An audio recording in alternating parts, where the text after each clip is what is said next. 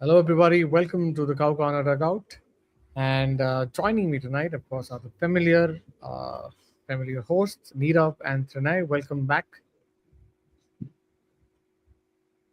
Hello. And here we are. We're watching Battle of the Reds or the Reds and Blues. And it looks like Lucknow is again not that kind of a strong team as it was made out to be.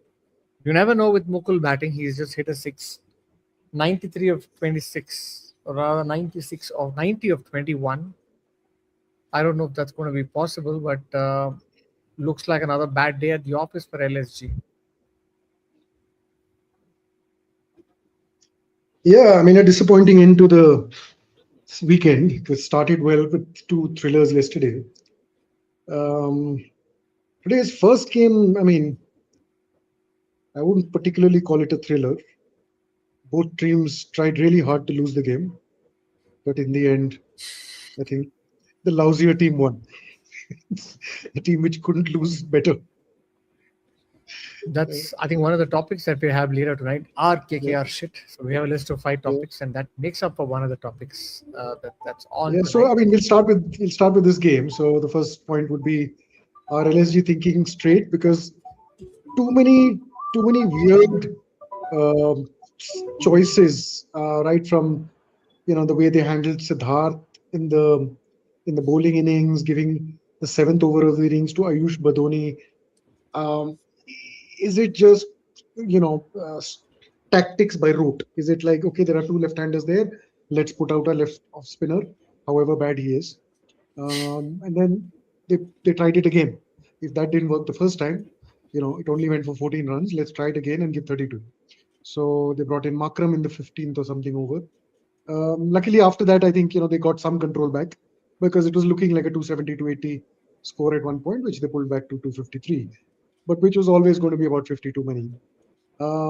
Punjab, And that's exactly the margin. Technically, they might lose by 46 runs yeah, given by 2 overs in the name of matchups.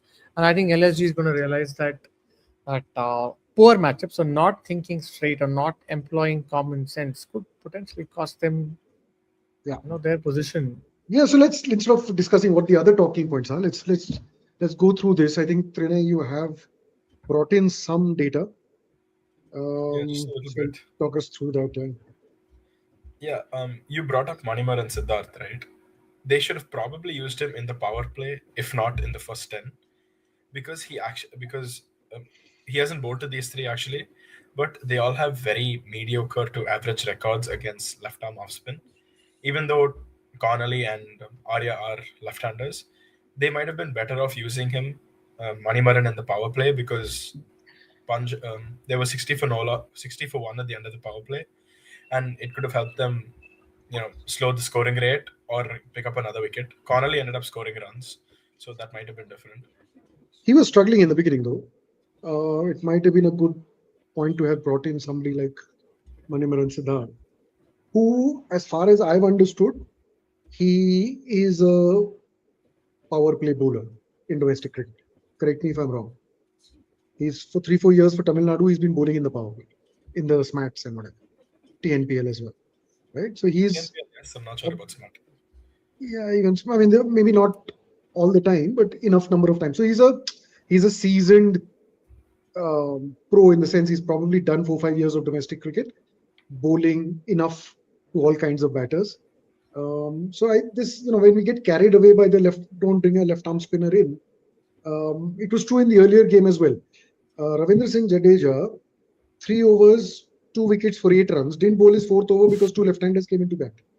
I mean that he had the ball, on a string, as they say. They couldn't get him away, right? 8 runs on of 18 balls. So imagine, how much control he had. This one of those 10 balls, dot balls, also was a wicket of Rinku Singh potentially, which Mhm. Of course. man And Andre Burger, wonderful drop burger, catch. yeah, gave them a burger and milkshake and fries free with it. So yeah, An all-time drop, as they so say. yeah, it is one of the most. I mean, I think there have been a few drops today, including Shashank Singh's about 10 minutes ago. But that I think had to be the most sitter, laddu catch, as they say in Gully In cricket. your time covering the sport, have you seen an easier chance go down? Easier than what Oh, Gurgle? we've seen Azharuddin Earlier drop a this few week, catches. earlier this week, I saw Rituraj Gaikwad drop a sitter at mid-on. Um, so there are a few challenges, I would say, but yeah, I mean it's as easy as it comes, right? You can't. I mean, if you rate a 1 to 10 scale, these are all 10 on 10 easy catches, which you should Yeah. get 10 days out of 10 or 100 times out of 100. So yeah, so I think that is only one of the things LSG did wrong, or was tactically surprising. One in the batting innings as well, sending in Ayush Badoni to open, is he your best option at the top of the order? Yes, it's a 250 strike rate. One of the other things they did was, which we'll see unfold maybe in the next 5-10 minutes, is at the end of the 17th over they brought in their impact substitute. They took out a bowler, Mohsin Khan, and brought in a substitute called Himmat Singh, who at best is a middle order anchor at best, right? He's a good red ball cricketer, decent. He's been captain of Delhi in the Ranji Trophy as well a few years, not off and on. Bats at 5 and 6 for this listed team. Not had a great 2025 in any domestic cricket. Hasn't he's been? I mean, he's had a couple of years in the past, so therefore he's in the scheme of things, but not known for his big hitting. So in that scenario, when you have used only three overseas professionals and you have a Matthew Bretsky in the impact subs, what makes you want to bring in um, you know a Himmat Singh, right? Himmat Who Singh. still hasn't shown up to bat. So Right, I think right. these are things which I feel just Ayush Badoni coming into bat as the opener. So I don't know. You know, Markram is best off as an opener. So he's now showing that he can strike at a few. But yeah, But I I think yeah, mean, some of the decisions have been baffling, and one doesn't know where are these decisions coming from. Is it coming right from the top, or is it how their coaching staff and cricketing people are deciding? Because it's while Ayush Badoni, it was surprising. He did play well. I saw some of his shots, but to take off a more settling opening combination, to me that was surprising. And at some point they'll have to do something with Nicholas Puran, because I don't think just trying to hope that okay 14 games, one game will come through is really going to work right now. And yeah, so Trinay has some numbers for Nicholas Puran. Trinay, you want to go ahead on this? Yeah, these are. It's not been a sudden form drop for Puran actually. He's been progressively getting worse. There was an T20 before this. I haven't included those numbers on this slide. But Puran averaged 40 there with a strike rate of 150. After that was this SA20 tournament. And I'm not including the T10s here, by the way. I'm going off recognized serious 20 over tournaments. After that was this SA20 tournament where he was that he averaged. did get the ILT20? I'm not. Not serious enough to be considered. Neither of Not those are serious your enough words. to be considered. Yeah, okay. No, yeah, it is not serious enough to be considered. Stated for the record, sir. Yeah, so you think those SA20 numbers are all right because of the strike rate, but those are numbers you'd expect from somebody of Puran's quality, right? I mean, he tore up the world last year in the IPL.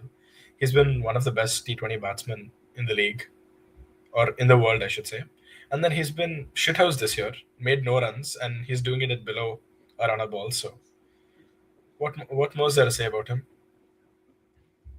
I think LSG have to somehow find a way to give him some game time and ask him, okay, what is it that he requires such that he can get his way into form in match. For example, we saw Rishabh Pant scoring that 68 or 50 odd balls in the second or third game.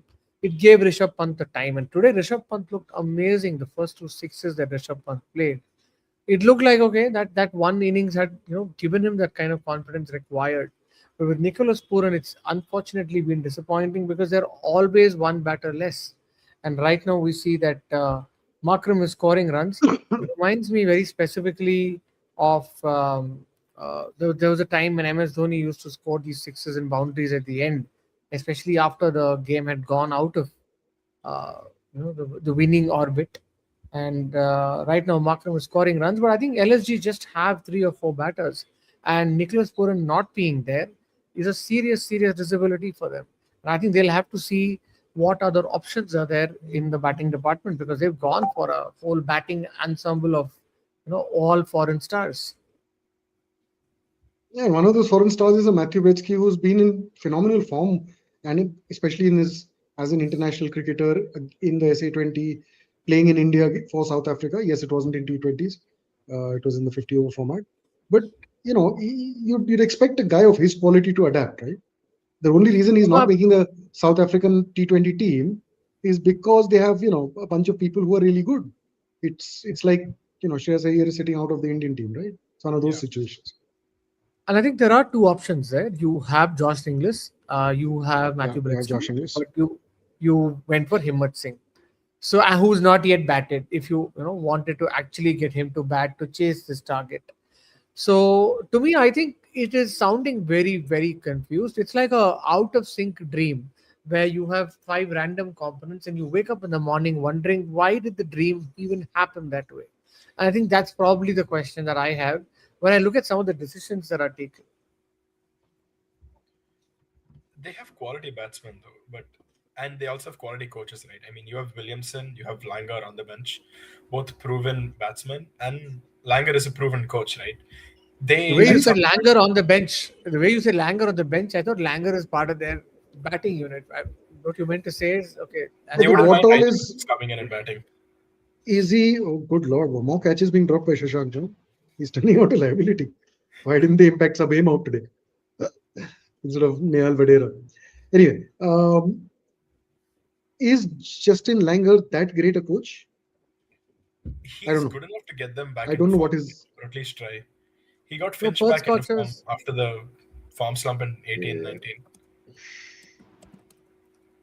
No, He does it but out apart himself. from He's a that, pretty in good coach, T20, man.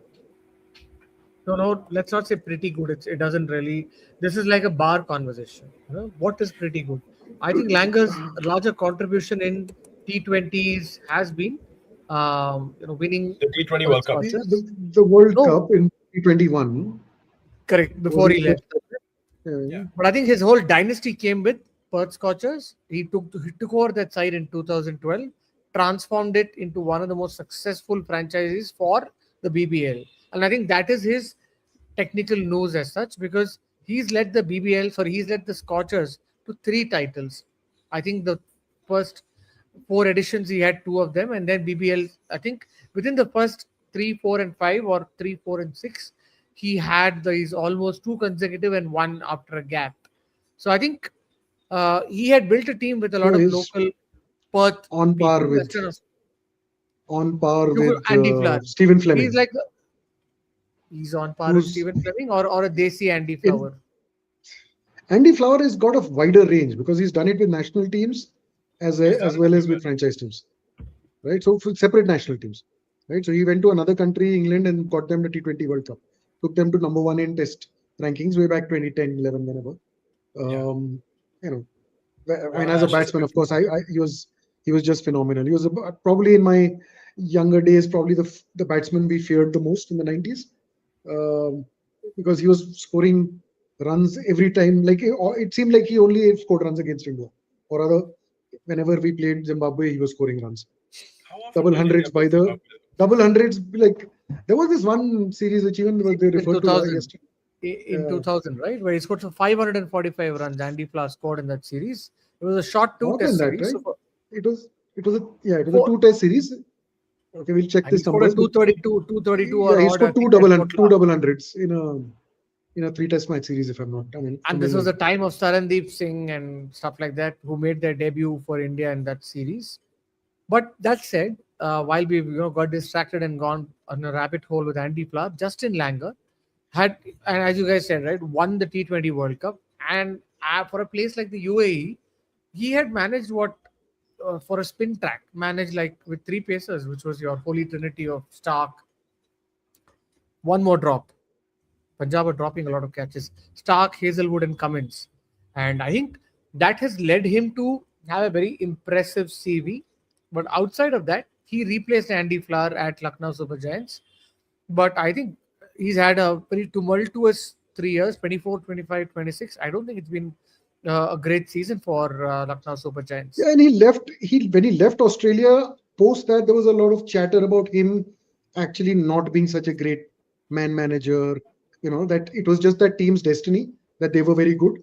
That it's that same team which is carrying on effectively, right, in the Test match arena. You also have to remember he's the guy who lost 2 BGTs in Australia, right? So which is unprecedented in that sense. Never happened before, never happened after. So.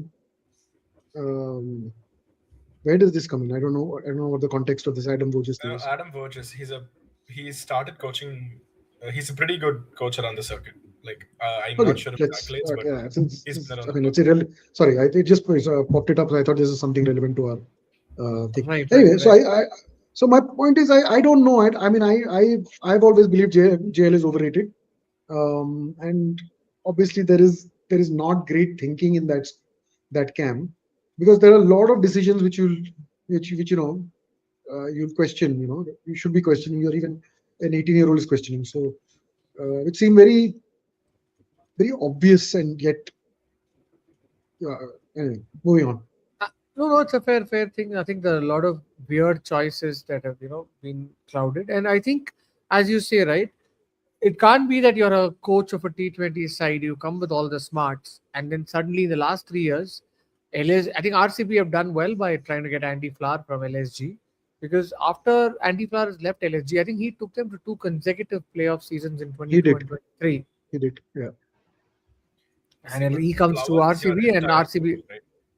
Flower is your S-tier coach. Like, you cannot compare anybody to him. He's probably the best coach in cricket right now. Look at his last 4 years. No? 2 playoff qualifications for LSG in 22-23, 24-25 with RCB, 26 getting there. Yep. So that way, I think maybe just like Chennai is having a bad run with Stephen Fleming, maybe Lucknow also are. They have to review their choices. I don't think JL is getting a contract renewal. Well, they should swap coaches. We should get JL and they should get Fleming. I don't know. How does it help if he's not good in one franchise? It's not like he's, unless and until something drastically changes.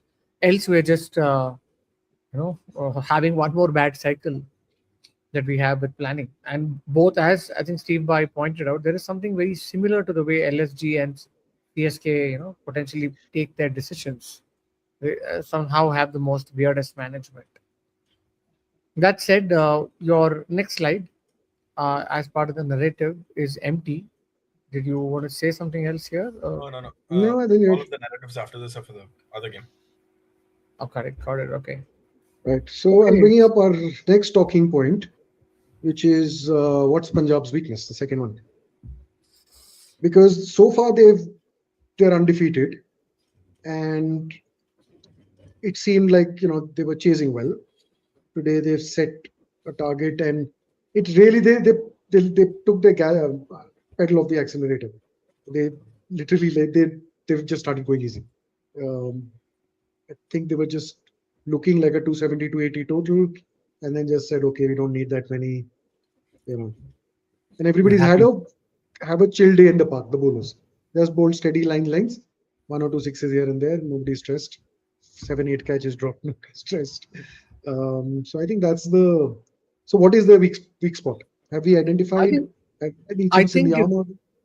Like today, I think Kolkata, earlier in the day, they decided to have a track which is slightly on the sluggish, slower side, so that Nareen and Varun could have potentially been a little more effective than on a flat track.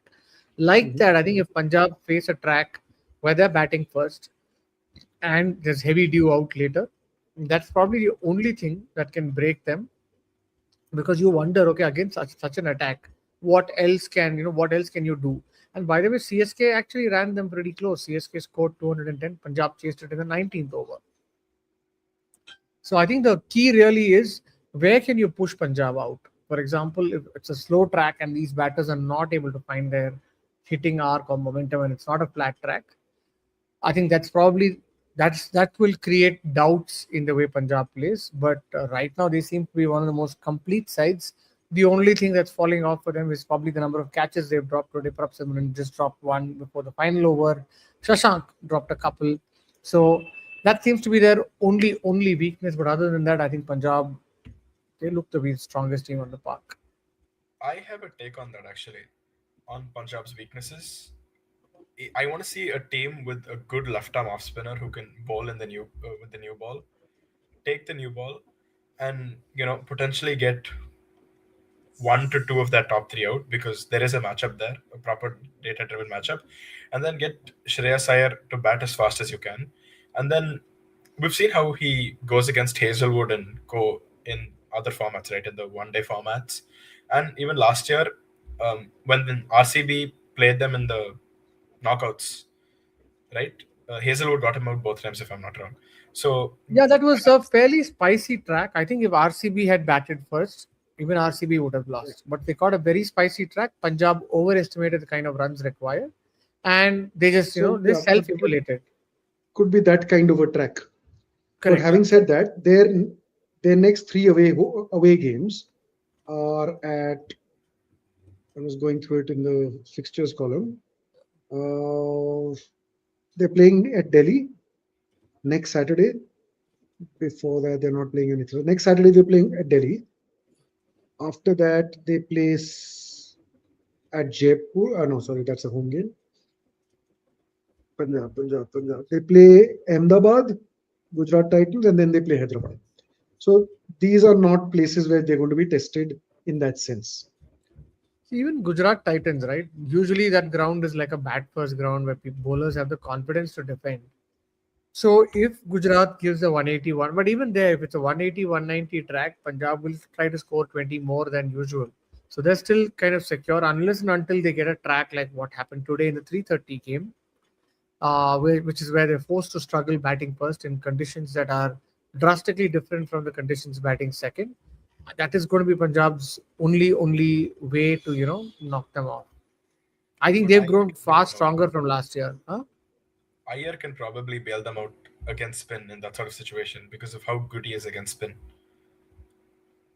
So you'd want a spicy track to get him out, and then hopefully have 1 or 2 good spinners who can bowl with the new ball, potentially left arm off spinners. So none of the 3 teams which I told you they're playing away against, which is Sunrisers, Delhi, and GT. None of them even have a left arm spinner of note, right? Shivang Kumar, Akshar Patel. I mean, so left arm. What about Shivang? Shivang is your left arm. Shivang bowls the other way. But dude, he bowls the other way. Right. If he's going to be bowling in the power play, he's going to get some. Yeah. He's not. Delhi is probably their best competition. Akshar. Mukesh is in good form.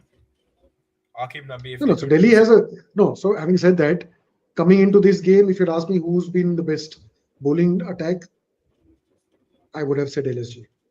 In overall, because they have not been getting away. They've not been letting teams get away, right? They have not scored themselves. The failure has been the batting, not the bowling, right? But today, this bowling attack was made to look very ordinary. Yeah. By 2 20-year-old left-handers. So. But again, they didn't use their bowlers right. Why would you give Markram and Bardoni an overreach? The others were going for matchups, bro.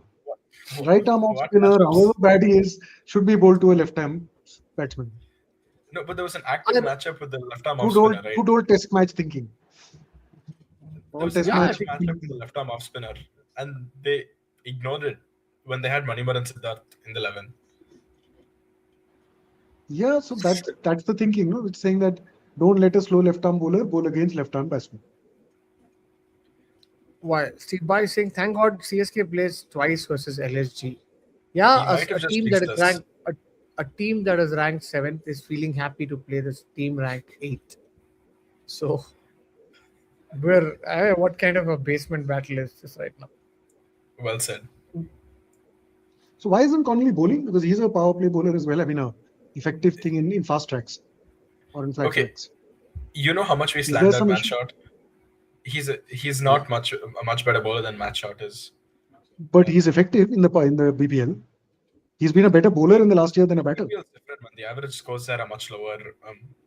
It's a different league. It's a different ball game. Bigger grounds, lower scoring games. You can get away with an over or two of him in that league. Not here. I think I remember seeing Cooper Connolly bowl in a BPL game. I had gone for one of those BPL games at the Dockland Stadium, and that's where Cooper Connolly bowled, and he also hit a six which hit the roof. That's how I got to know who Cooper Connolly was. Because otherwise, I'm not really somebody who's following cricket. I had gone for the Okay, boxing. I want to day see in the Sri Lanka and all. How did he bowl? In the World He Cup? got one Test match. I remember the series. I No, watched the it. T20 World Cup. T20 T20 World Cup. He would have gone for runs. Okay. Can check I it. doubt it. Anyway, let's see. We'll get back to figuring this out. So Yeah, that shall we said, move on to the earlier game, or do we have thoughts on this game? Anything on No, Punjab? I it think was we one should- good team How up can there, they be another team. stopped? I think we should move on to the earlier game. It's quite a interesting game, and for a three, it looks like the 3:30 games in the IPL seem to be the ones producing the thrillers more than the 7:30 games. Going by what happened yesterday and today. Okay. My question is, despite KKR winning and getting 2 points in, they're still a shit team, right? They are, but I mean, did they really play well enough to deserve to win a match? They're out of it is three like guys. this, right? RR bottled it so much that KKR, despite being shit, right, Yeah. managed to almost lose that game and then come back and then win that game with Rinku Singh being available at the end. So I think KKR have finally, I think they've just got happy with they've figured out some part of their combination. It's worked for them today, but at the end of the day, I think they're a basement team. Yeah, pretty much. They rode off. It was a spinning track. They had Narayan and Chakravarti doing Narayan and Chakravarti things, and then Rinku hit form. And not one over of Fortunately, Anukul. Not one over of Anukul. Yeah, that was surprising, right? So Slow you neck. have two frontline bowlers bowling 8 overs for 40 runs, Absolutely, 5 five in a row, wickets between them. right? Yeah, 5 wickets Why between them. aren't you giving somewhere one over to your other spinner who in the past you trusted to bowl in the power play? Today you decide, And I don't think anywhere I'll bowl not him. just not even the power play, right? The whole point was Anukul Roy bowled in Chennai, where the wicket had a little bit of grip and turn. And today he was not an option at all, where they were actually willing to get 2 overs of Ramandeep and 2 overs of Cameron Green, which went for 53 in 4 overs. So that essentially gave them a lot of runs. See, 53 in 4 overs in a 155 game is a lot of runs. The whole point is, if instead of RR scoring 155, if they had scored something much lesser, then KKR could have chased that target much quicker. But in the end, because even KKR struggled, right? They were 70 odd for 5 when Robin Powell got out. And it looked like KKR would, potentially bottle it after Ramandeep also got out. 6. 85 so for they were, 6. I think 14th over. 85 for 6. Yeah. And which was very nearly 7. I mean, there was no reason for Berger not to have, spilled the fries. That was Rinku's catch, right? Yeah. Rinku couldn't get the ball off the square if it was, that's how much he was struggling. And that just, I think, that, and I think the weird thing is he tried to get out the next ball as well, but his slog sweep didn't carry to mid wicket. Do you remember that? Yeah, I remember that There one. was Yeah. something, and they were all, telling the fielder, why didn't you come in and catch it? And he said, okay, I couldn't get there. I don't know. He tried to get out the very next ball. And If that had happened, I think KKR would have. The thing here is, I don't think even if Rinku had been caught, KKR still a shit team, because Rinku, of course, had a couple of potential chances. He went on to score and he went on to score those 50 odd runs. They're still a shit team, especially because of the way they have decided to go on ahead with some of their combinations. Their Kiwi opening combination of Finn Allen hasn't worked. Tim Seifert played well in the last game, got out for a duck. And I don't know what Ajinkya Rahane is doing at the top. I know he's a leader there, but doesn't inspire a lot of confidence. Ankush is not your spin hitter in the middle overs. Today he batted about 10 or 20 balls. Then Cam Green at 4, I think he started well, got a couple of more than that, right? He got 3, 4 boundaries and then a 6. So while Cam Green has started to perform in his new role of number 4, he's not getting the slot that he wants. I think KKR are also making very strange decisions like LSG, and I don't know who's going to make it accountable for them. Yeah, spin was really good today, right? And yet Yeah. Anukul Roy didn't get a ball. I mean, Jadeja didn't finish his spell. Yeah, Bizarre, and it had, trust me, it had to do with the fact that they were bowling to left-handed batsmen.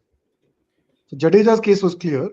I can't remember what the case was in Anukul's, because Sunil and Varun bowled in the power play as well all the way through till the 16th over. With 1 or 2 Hetty overs of was pace there. I each. think that's why So they didn't give why? him the over. Hetty batted for a long time. He didn't make Yeah, any so- runs, but he was there for a while. But Yeah, they but bowled what 11 given- overs of spin, right, today. I mean, like these guys, Rajasthan bowled 11 overs of spin. RR bowled, yeah. RR bowled. This doesn't include Bishnoi. Yeah, he went for Who's, runs. He went for Your 137. 4 overs 25. This guy's not a finger spinner. He's also a leggy. No. I mean, Punja. the Karnataka bowler, majority no? of the guys- Yashraj the Punjab. majority of the guys who did well are finger spinners, right? Like Bishnoi went for runs.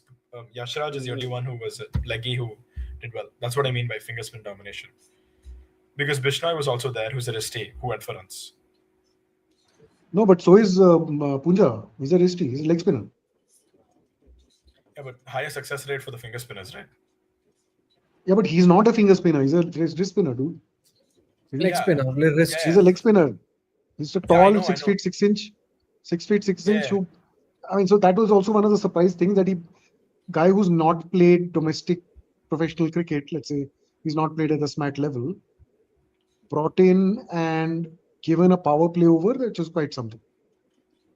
It's quite a strange call. But yeah, RR bowled 11 overs of spin, and I think all of them did well.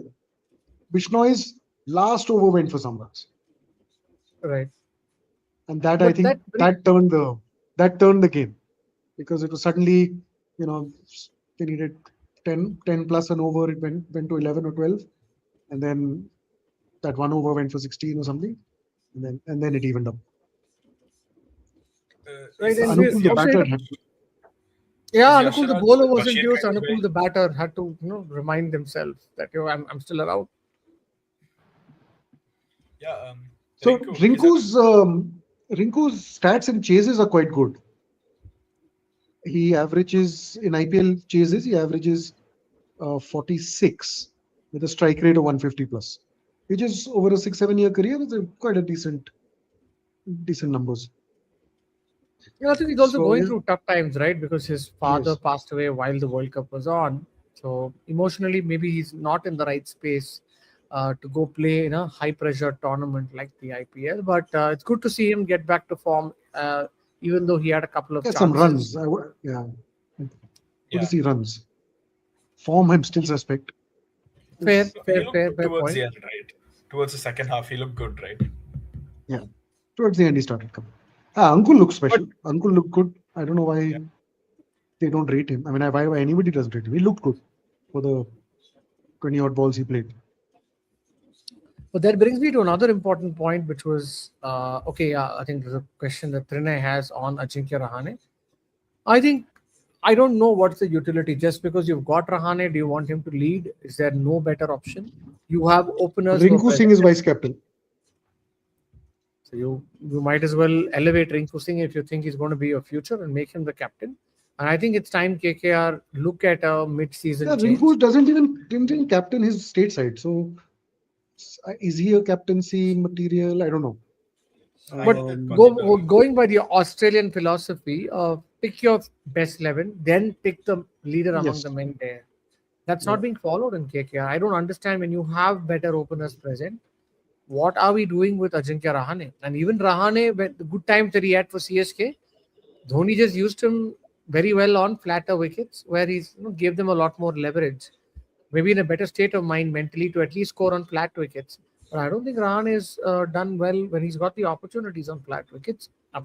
He gives a fiery press conference, all right, but I think the time has come to move beyond Ajinkya Rahane. It's just painfully It's like somebody who's not wanting to retire, fighting it till the last, knowing fully well that he's not going to make it anywhere near an Indian side. I think he's just blocking his space just because he's won the BGT, famous test match at MCG with his leadership. All that is in the past. With 6 years past that, and I think KKR is basically trying to sing an old tune and trying to remix it, with that, with a very very new team. It's just they don't have the talent, I think, and just the quality of players. Because I think if at all there is a balanced support staff anywhere in the IPL, it is in KKR. They have Abhishek Nair as a coach who a lot of cricketers rate as a very good improver of mindset and skills. He's had one-on-one sessions with a lot of people to resurrect them, which includes Dinesh Karthik, includes Rohit Sharma, moving into the in that phase when he was trying to get back into the test team. So people like that. Um, there's him. There's assistant coach Shane Watson. There is Dwayne Bravo in there, DJ Bravo in there. There is Andre Russell in there. There is Tim Southey in there. All guys in their late 30s have recently played, right? Or maybe one of them is 40 odd.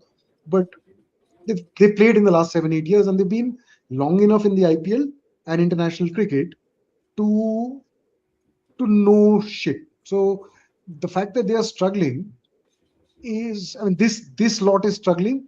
Either they're not getting along, or they just don't have a good squad. That's it. They don't have options. There's a question coming Yeah. exactly on that, saying if you're talking about a captain, should Sunil Narine captain? Is that a good choice if you Yeah, take I was away going to bring Rahane? that up actually. He is the perfect choice for an interim captain. There's a very good chance he won't feature next year just because of age, because of his age. He's a club legend. Let him captain and then sail off into the sunset, right? You know, Sail off into the sunset looks like a very Caribbean beach Why thing. won't he? Why won't he play next year? he's old, man. You never know How old is with he? these guys. He's six He's as years old younger as than Russell. Dhoni, and Dhoni he's a comes spinner. as Look, Dhoni comes in as as what? See, an I think impact for player somebody after a like couple. Trinay, right, all of anybody above 30 is old. So Nirav, at some point, he's going to knock us off the podcast, saying, "You guys are old, man. Just leave the damn podcast." We just started it. Calm down. He's 37, dude. He's younger than Rohit Sharma. Yeah, What are Yeah, you 6 years talking? young. he's a bowler though. I It's different when it's a bowler. no. Okay, this is just I think random subjectivity coming into picture. Basically, Sunil Narin may not go anywhere unless and until you have some really candid news from the Caribbean, or you have a friend who lives in Trinidad and Tobago. If that's not the case, let's not assume that he's going to go away next year. But I think he's a good choice for an interim captain. Steve By saying Trinidad is being ageist. Okay, I think Sunil Narayan is good enough based on today's performance to play out this cycle and another cycle. He definitely, is, and but somebody who It's up to contributes. him. there's always a chance when you're past 35, 36, right? Sure, you can keep that, but I think he's one of those cricketers who defy ages. There are some cricketers who defy ages, and there's a leg spinner who made his debut at the age of 41 for Rajasthan Royals. He was polishing diamonds. He was playing club cricket, and then suddenly Rahul Dravid called him to play cricket for Rajasthan Royals. Praveen Tambe. So you have your top. I mean, these are cricketers who live the 1% life. So I wouldn't really say that he's gone. There's also the So leg that spinner who was done by 33, right? Yasir Shah. He tore up the world and then he was just done. that depends on how many opportunities Yasir got with Pakistan, right? And league cricket is not So, being so famous. so it happens. I'm saying, believe it or not, Shastri retired at 31. Ravi Shastri, right? So these kind of things happen. Um, let's take these little things in the comment on. One is Sachin, God of Cricket 23, says Punjab is too dependent on Shreyas and Chahal. Shreyas got 5 runs today, and Chahal, did he finally end up with a wicket? I don't Perhaps. think so. And to that, Steve Bhai is saying he believes Sachin, God of Cricket, is AI generated. So Sachin, Allegedly. God of Cricket 23, please prove you're not AI generated, because your comment actually makes no sense in today's context for sure. In last year's context, it did make sense because without Connolly, they didn't have that a mid-order batsman who was tearing it up. So last year There it was a would have guy, made sense. guy called Josh Inglis who's sitting on a bench in another team. Or maybe just he's out honeymoon. Maybe, but he didn't, compared to Connolly, what Connolly is doing. I mean, it's a world apart, right? He had a couple of 30s here, but nothing too much besides that. I'm just thinking if Josh Inglis was not getting married, would Punjab have been much stronger? But I think it's a good addition they've got with Cooper Connolly. I wasn't very sure when the tournament started if he was like a great replacement for Josh Inglis, especially if we're looking at like a Aussie top order batter. But I think yeah, Punjab to me looked one of those invincible sides. 6 games, 5 victories, and the only side that Punjab has not managed to beat was Kolkata Knight Riders. So that's Rahane's thing, CV line on the CV so far. Rahane and Rain both have kept Punjab quiet. But that said, these are the games that we, if you were to have a quick look at the points table, 8, 9, and 10 are now LSG, KKR, and MI. The good part is CSK is not part of this last row bunch where the Yeah. points table are like 4, 3, and 2. But CSK and LSG are similar. I would actually put 7 and 8 in a cluster, which is CSK and LSG, 2 wins from 6 games. And then you have the miserables, which is KKR. Right, KKR is on 9, but they played 7 games for that one victory. Mumbai's played 5 games for that one victory. So of course Mumbai has a couple of more opportunities to play these games. Then you have 3 teams on 6, which is GT, DC, and Sunrisers. 3 victories from 5 and 6 games respectively. So even within that, I think DC and GT are slightly above. And you have a side which is slightly in, they've lost 2 games, but it looks like, this is Rajasthan Royals, but it looks like they have a middle order problem. It looks like they're very dependent on their top order of the openers Vaibhav Suryavanshi and Jaiswal. Outside of that, do RR have a middle order problem? Hetty is not hit form yet. For a side that was 9.3 overs, 90 for 1 today, to get to 155 all out or 155 for 9, for a side that has so many hitters, despite the fact that it might have been a track which slowed down, I think it was abysmally bad performance by Rajasthan Royals. And in the games that they've lost, it looks like their middle order hasn't really contributed. So I'm thinking that that's. Side want Donovan Ferreira batting at 6. If you can answer that question, then I think then your answers for RR. It's him and Jadeja at 6 and 7, right? Yeah, Or is it which 7 is, and 8? yeah, 7 and 8. I think no, it was 6 and 7 only. Donovan Ferreira was a 7. Donovan Ferreira was 6, and Yes. Jadeja was 7. Reminds me exactly of another team which had Dhoni, CSK, Dhoni coming in at Jadeja 9. coming at 7, Dhoni at 8, and sometimes Dhoni even lower. But I used to wonder, what is Jadeja and Dhoni doing in a T20 side when they are not at their prime? At least Dhoni, I can understand age. He's required from a branding perspective. But what is Ravindra Jadeja doing in a T20 side, being paid so much? Jadeja, if he's paid 4 crores for his services, I wouldn't mind that much. But if you're being paid 18 crores as for a swap, or even for as a player retained, for kind of, what is Jadeja's role? I'm just wondering as a batter. As a batter, he's what is called the umbrella, right? So everything, when it's rain, then he comes in and like he did in the last case when they were 50 for 5, he put together 100 run partnership and saved them from a net run rate. And saved them from a disaster. I mean, didn't Correct. take them to victory. And in games like today, he delivers, man. He does. I mean, generally is the bowling wise, and he's capable enough of it as a number 6, number 7 batsman. The thing is that none of the other, I mean, Jofra Archer and then all the other batters, bowlers RR have, cannot wield a bat. I mean, Tushar Deshpande showed a bit, but you've got otherwise Nandre Berger, Sandeep Sharma, Ravi Bishnoi, who are all effectively number 11 players.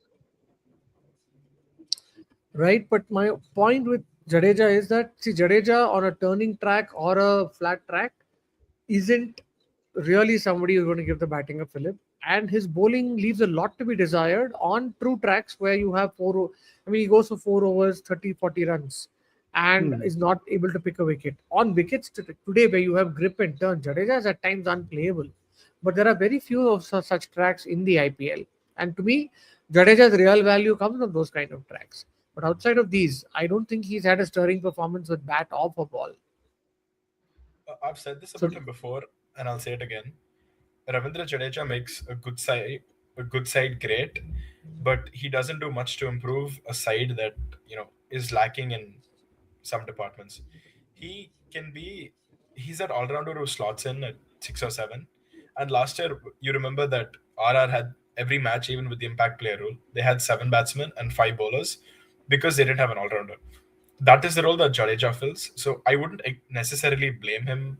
And it's the combination of him and Sam Curran which they wanted, right? Which Yeah, unfortunately they don't have. So if Sam Curran instead of Donovan Ferrer, very different there. There's more bowling there. Donovan Ferreira is not giving them bowling at all. Donovan Ferreira currently is giving them a right-handed version of Hetmaya, as a finisher. but That's Donovan pretty Ferrer much also bowls, right? This is that these he guys are not does. using him. He does. He does. it'll be But match shot 2.0. yeah, it will be in the match shot category of right arm or Makram category.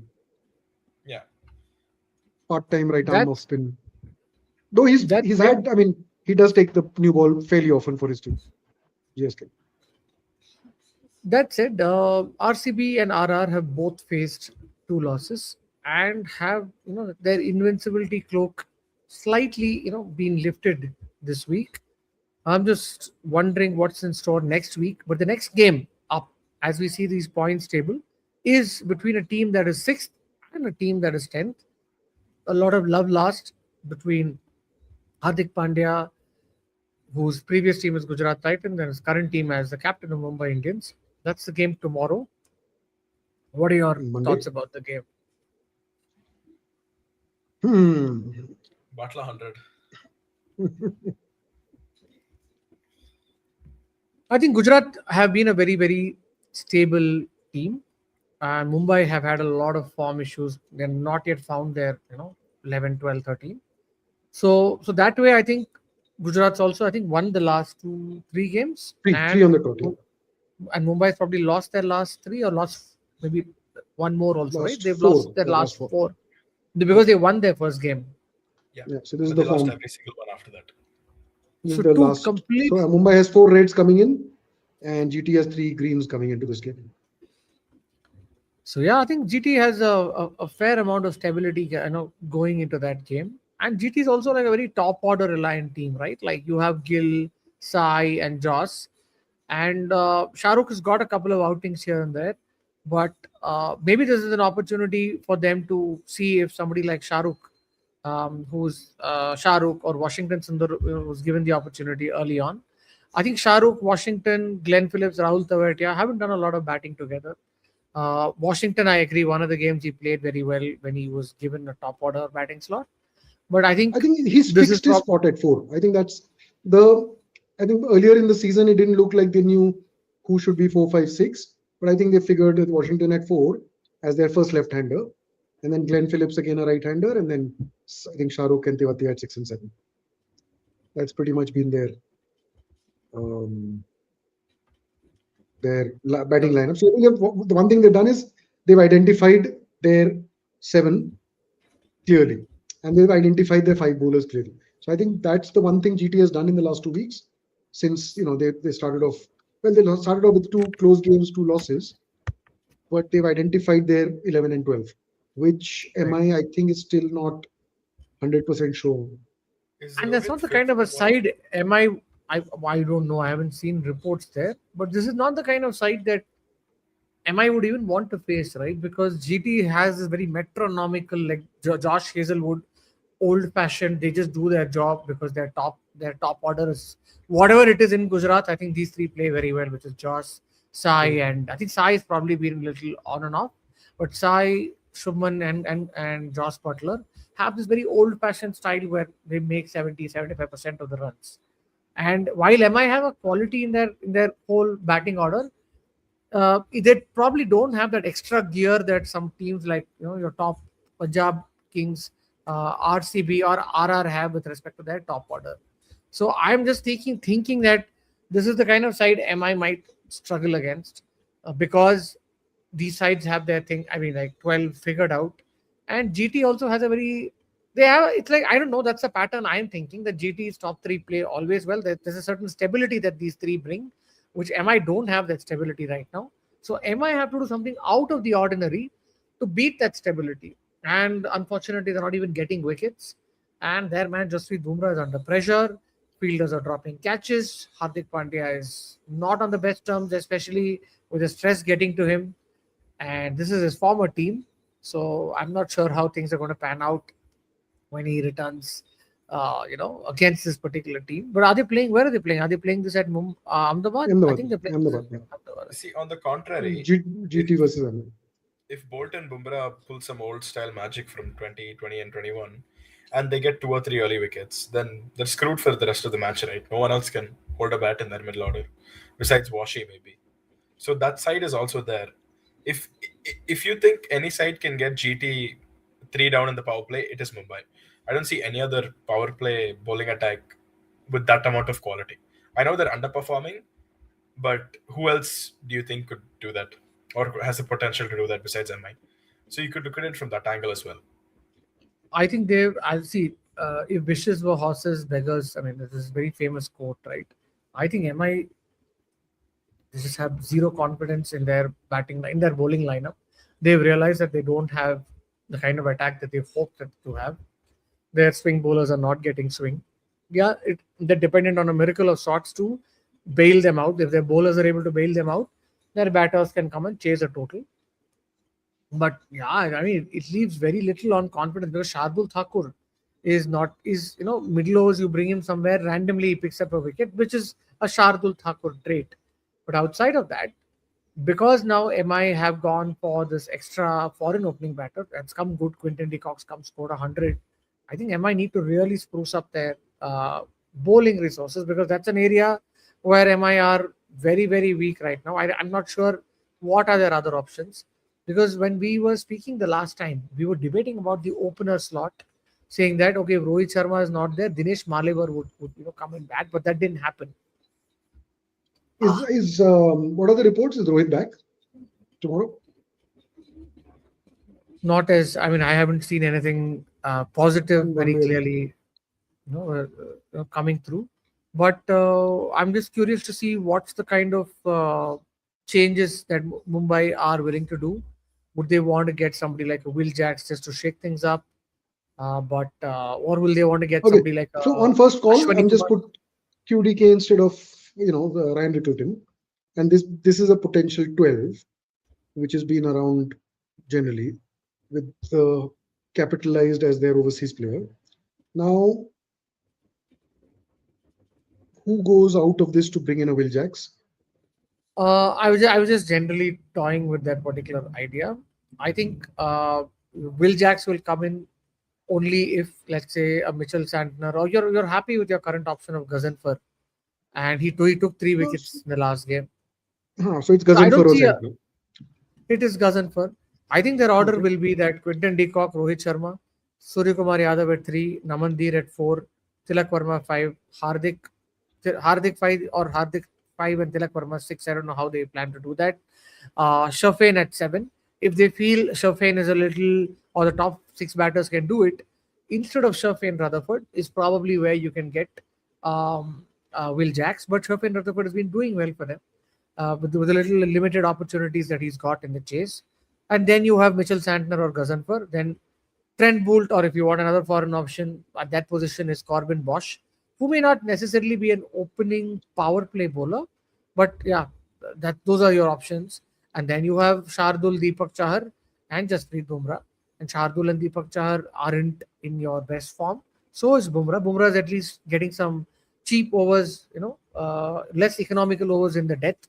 But with the wickets not coming in, the pressure is, it's felt on Jasprit Bumrah. And the Rohit Sharma thing, I think somewhere Paras Mamre had confirmed on like earlier today, that they are fit and they are batting in the nets. When I say both, I'm talking about Rohit and Mitchell Santner.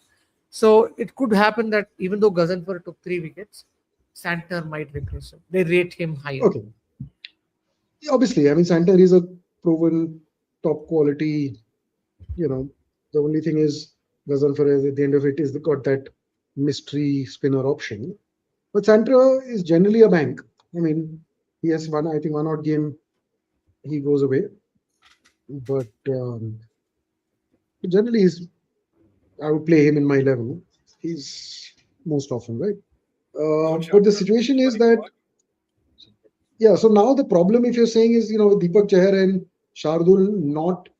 Chahar is only good if he gets swing up front, right? Otherwise, he's a liability, right?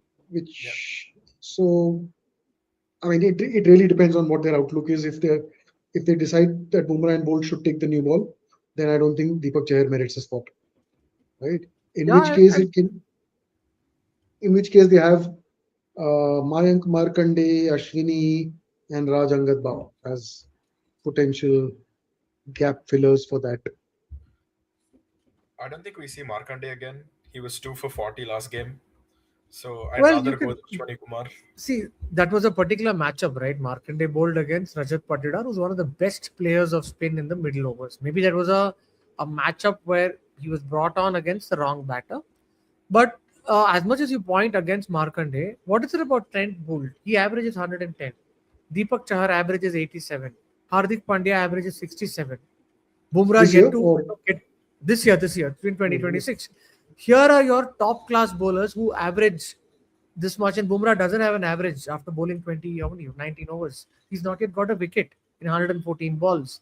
You're having like your 4 best bowlers not doing well, and if you're going to go pick this guy Mayank Markande as a problem, I don't think he's yet a problem. He had one bad outing where I think Rajat Patidar went after him, but I think if you're looking at a similar bowling option, Gazanfar bowled pretty well, but I doubt how Gazanfar come in. You can't fit Gazanfar and Santner in.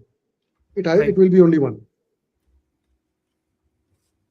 He isn't a problem as such, but you'd rather have Ashwani Kumar, right? He had a pretty good start to his IPL career last year, and it's halfway through the season, and we haven't seen of him since. So if you were to choose between the two, maybe that's an option, but maybe they don't.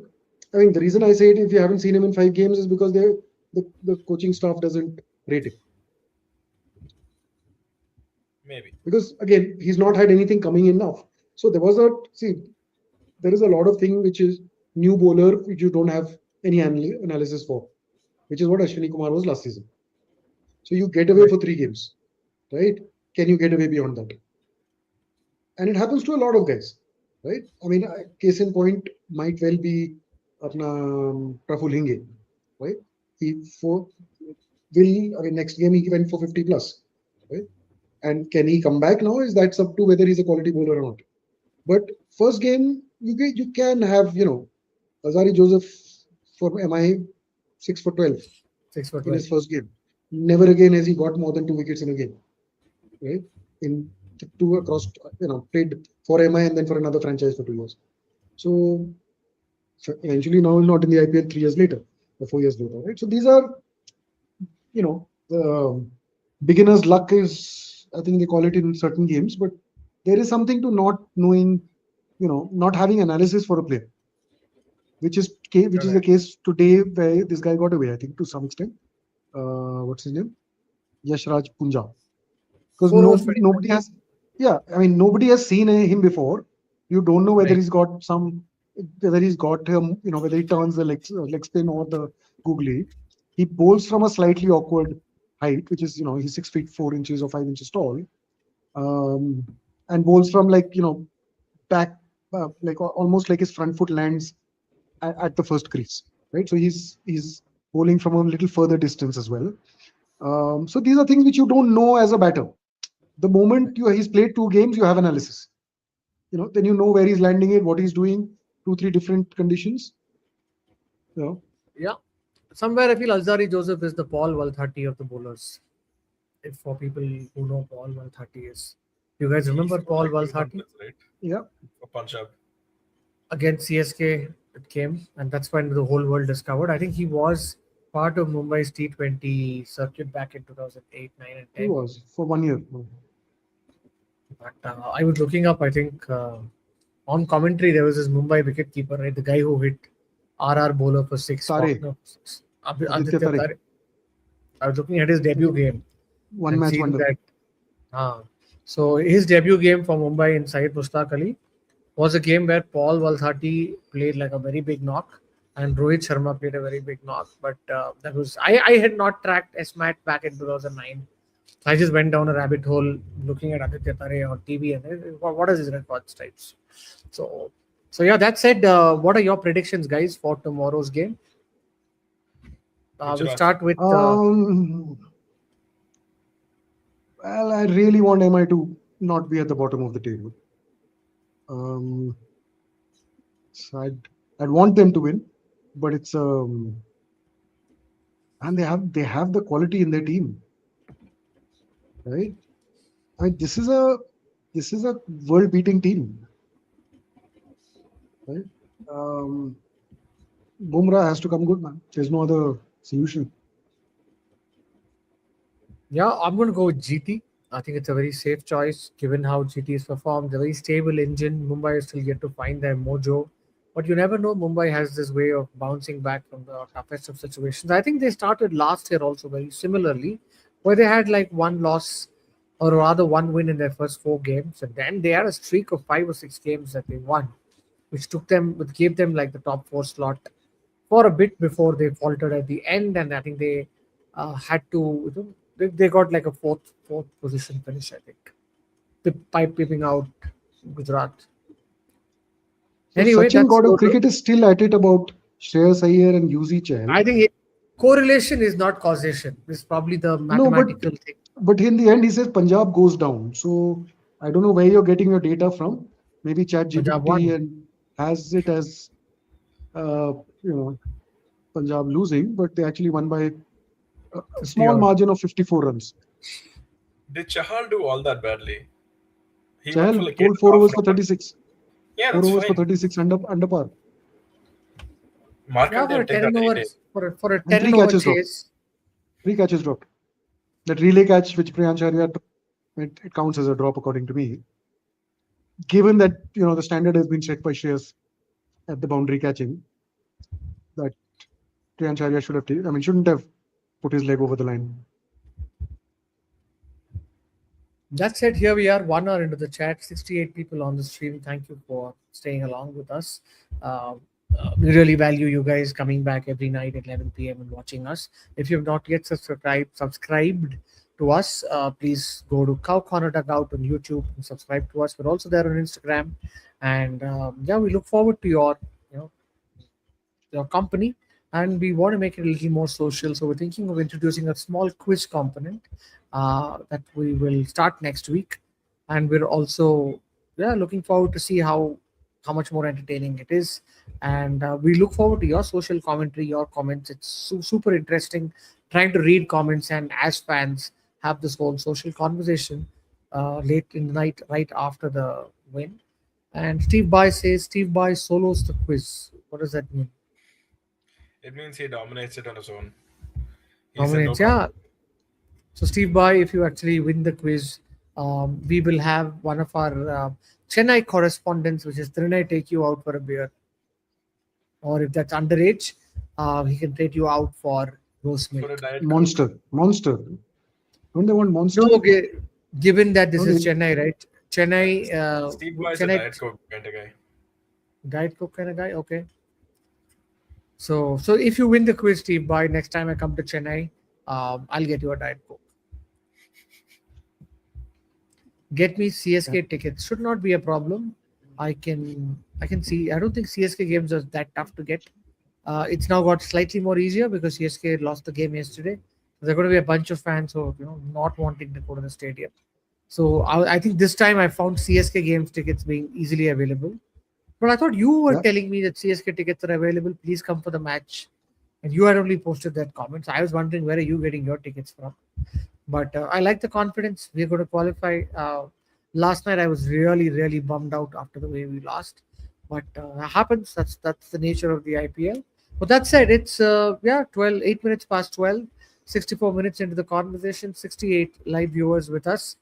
And we're leaving right now.